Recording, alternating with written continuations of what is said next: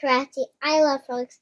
I love making up stories with my mum. So I love this book, The Tale of the Valiant Ninja Frog by Alastair Chisholm and Jez Tuya. It is so much fun to read about Abby and Jamie making up a story with their dad. And there are a lot of twists and turns and a frog called Barry. I hope you enjoy it too. Hello, welcome to the Big Dog Children's Festival. My name is Alastair, and this is my friend Barry. Barry is a ninja, and although he's rather small, he is very mighty. In fact, he's so mighty, he has his own story named after him, The Tale of the Valiant Ninja Frog. And today, I'm going to tell you that story, and it goes like this.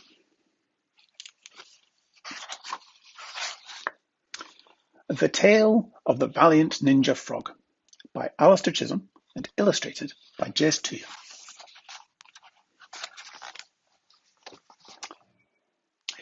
The stars twinkled, the moon shone, and Dad, Jamie, and Abby sat by a campfire cooking marshmallows. "Tell us a story, Dad," said Jamie. "Yes, a story," said Abby. "What kind of story?" asked Dad. "One with a prince," said Jamie. "And a frog," said Abby. "And the princess and the witch," said Jamie. "Don't forget the frog," said Abby. "And," said Jamie, "a monster." "All right," said Dad. "Ready?" "It was a dark and stormy night," said Dad. "And at the bottom of a horrible mountain, in the shadow of a horrible castle, deep within a horrible forest, were the heroes. There was the prince and his horse, handsome, brave, and bold. There was the princess, cunning, beautiful, and secretly known as Fingers Malloy, daredevil jewel thief. And there was Bogwort the witch, magical, mysterious, and occasionally a ninja. "What about the frog?" asked Abby. "Oh, yes," said Dad. "There was also the witch's tiny frog, just as big as your thumb, which she kept tucked away nice and safe."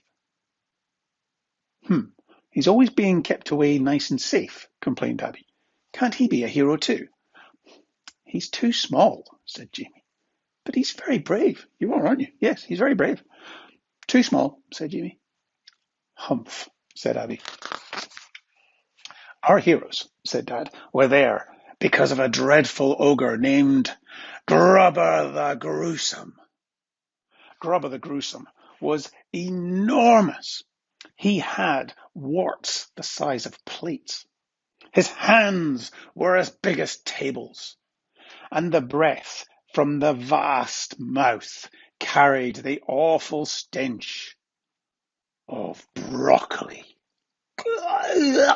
said Jimmy. "I like broccoli," said Abby.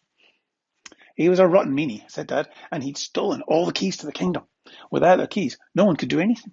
They couldn't get into their homes. They couldn't start their horses. It was chaos." Said Jamie. "Like the time I accidentally dropped your keys down the drain?" "Yes," said Dad. "Exactly like that." Grubber had hidden the keys in a deep dungeon in his home, Castle Normus. But our heroes had a cunning plan. That evening, as Grubber sat in his parlour, chuckling to himself about how rotten he was, there was a knock at the door. Knock, knock, knock. "Who dares disturb me?" bellowed the ogre. It was the heroes. "We're circus performers," they said, "and we're here to entertain you." "Behold," said the prince, "the incredible skills of Andrew the Amazing Horse." Andrew the Amazing Horse could do all sorts of things, such as standing on his head and juggling, said Jamie. "Juggling," agreed Dad. "And walking the tightrope," said Jamie. "Sure," said Dad. "Why not?" But while Andrew the Amazing Horse distracted the ogre, the princess and the witch sneaked past. The witch waved her wicked wand. She shook her furtive feet. She hissed a crooked curse and glared an evil eye and turned the dungeon door into jelly. And then the princess threw her grappling rope, and she leapt and swung down and down, down to the bottom of the dungeon. And there they were, all the keys to the kingdom. Look how shiny they are.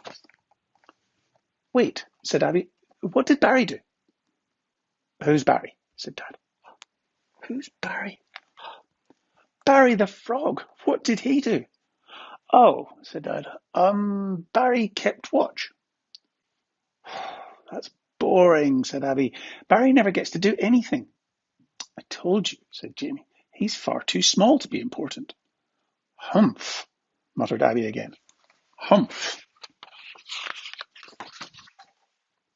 The princess scooped up the keys, said Dad, and the witch hauled her back up. And then, suddenly, the alarm went off, shouted Jamie. That's right, said Dad. A huge clanging bell rang through the castle. Ding dong, ding dong. And then Grubber ran after them and caught them all, shouted Jamie. He did, said Dad, in his huge hairy fists.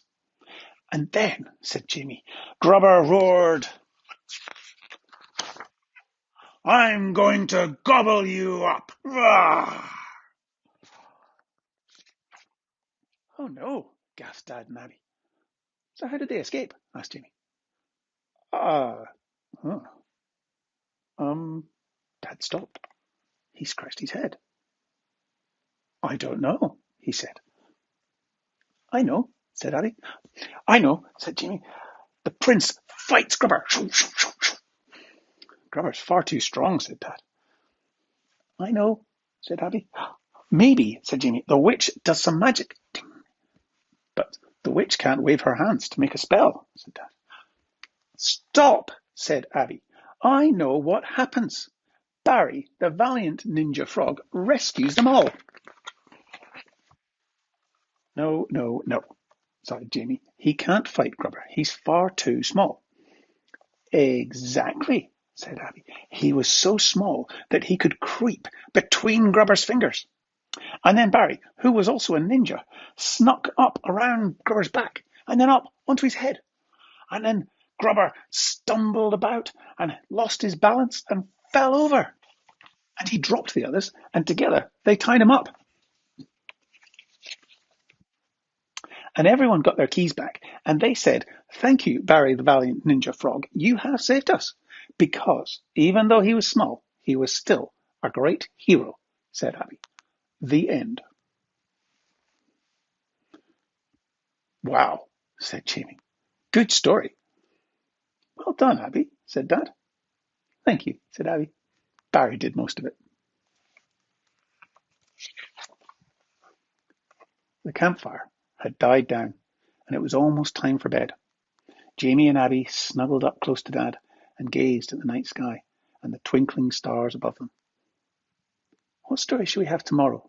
Asked Jamie. What do you think, Abby? Asked Dad. Abby looked to the stars. She said. I know. Space pirate bears! Of course, said Dad, and he tucked them into their camp beds and kissed them goodnight. The end.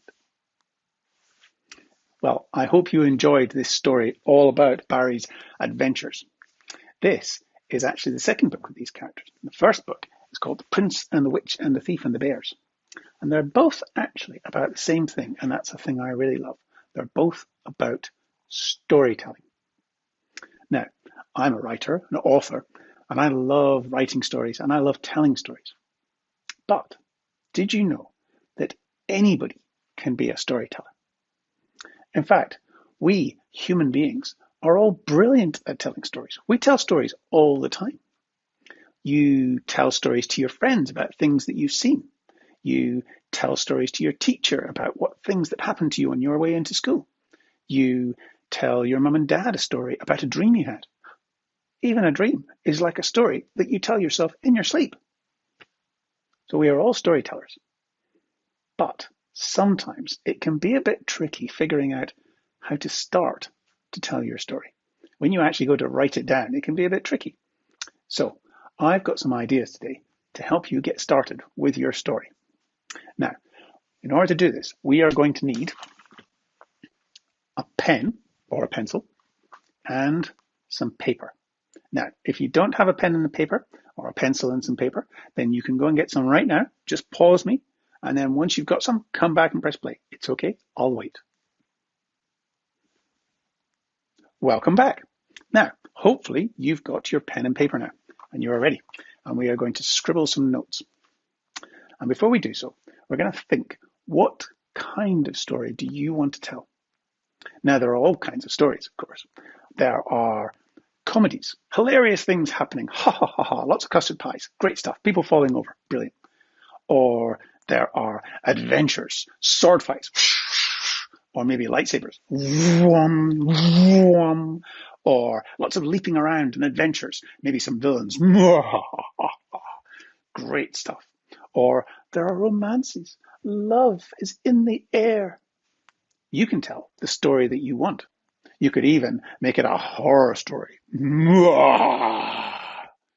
You can mix these things together. You can have a comedy romance. You can have an action adventure horror. You could have romance comedy zombies. Oh, brilliant. That's entirely up to you. You tell the story that you want. Now, before you start to tell the story, let's jot down some ideas. What do you need to make a story? Well, there are lots of things that could happen, and there are lots of things that you could talk about. But what stories are all about, to me, is about the people. The people are what drives the stories. And they don't have to be human people. They can be little bunny rabbits. They could be aliens. They could be robots. They could be dinosaurs. They could be anything you like. But you've got to think about what these people are like. So this is the first thing we'll write down. People. And then we will put a big box for the people, like this. And then what I want you to do is, in that box, I want you to write about the people who are going to be in your story. And you can write as much as you like. They can be all kinds of people. They could be brave. They could be cowardly. They could be happy or sad. They could be funny. They could be ferocious. They could be good or bad. It's up to you. But think about those people. Think about what they're like. Think about the things that they like and dislike. Think about them so much that you start to see them in your head. What do they look like? What do they dress like? Are there particular ways that they like to speak? And you write down all those notes as much as you can. And if you run out of space, that's okay. Just give yourself a bit more space and write them down. Okay? So once you've got your people, then the next thing is probably where it's all going to happen. You need the places. So a story has usually got a setting. So in the tale of the Valiant Ninja Frog, it's in a fantasy adventure setting, a bit like a fairy tale. But it doesn't have to be there. It could be anywhere you like. It could be in an evil forest, or it could be in a school for secret spies, or it could be in a haunted space station. It could be anywhere you like. You can pick some place that you've never ever seen or imagined in your life, or it could be some place that you know really well. Maybe it takes place in your house. It's up to you. But whatever you pick, have a really, really good think. What does it feel like? What does it smell like? What does it look like? What are the people like around it? What are you there for? And it doesn't have to be in modern times. It could be in old history times. It could be in the future. It could be a fantasy book. You can choose. You can put it anywhere you like. But we will make this our second box. So, places. There we go. Places. And then the third thing. Now, this is always a thing about stories. And no matter what kind of story, you'll find that there's usually something that they've all got in common. And that is this. They all have a problem to be solved. Now, that problem could be something as simple as you've got to get to school on time and your little sister's being really annoying and stopping you. Or it could be that there's a horrible bully who's going to beat up somebody and they have to get away. Or it could be something really grand. It could be the Death Star. We have to blow up the Death Star. We need the secret plans. Or it could be there's a tiny fish and he's all on his own and he's got to get home. See, every story that you've come across, every film, probably has a problem at the heart of it. Some have got more than one. In The Tale of the Valiant Ninja Frog, there are two problems. There's Grubber the Gruesome, the horrible creature who makes things awful. But there's also the fact that nobody takes Barry seriously because he's small. And Addy, who is also small, has to defend him and show that actually small can be great. So you can write as many problems as you like. I would pick one or two maybe, and then see if you can join them together into a story. So this is our third thing, the problem.